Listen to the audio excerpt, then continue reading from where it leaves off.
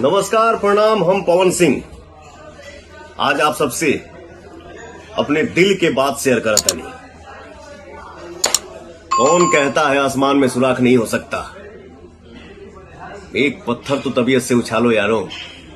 हमारे बड़े भैया भारतीय जनता पार्टी के राष्ट्रीय प्रवक्ता और पूर्व केंद्रीय मंत्री सैयद शहनवाज हुसैन जी ने जब से बिहार के उद्योग मंत्री पद की जिम्मेदारी को संभाले हैं, तब से बिहार में उद्योग की एक अलग ही चर्चा है।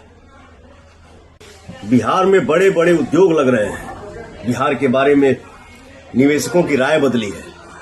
तो मेरी पूरी शुभकामनाएं भैया के साथ है। हमारे मुख्यमंत्री श्री नीतीश कुमार जी के नेतृत्व में बिहार में उद्योग लगाने वालों को रेड कारपेट वेलकम मिल रहा है और मिलता रहेगा। जय बिहार, जय हिंद, जय भारत।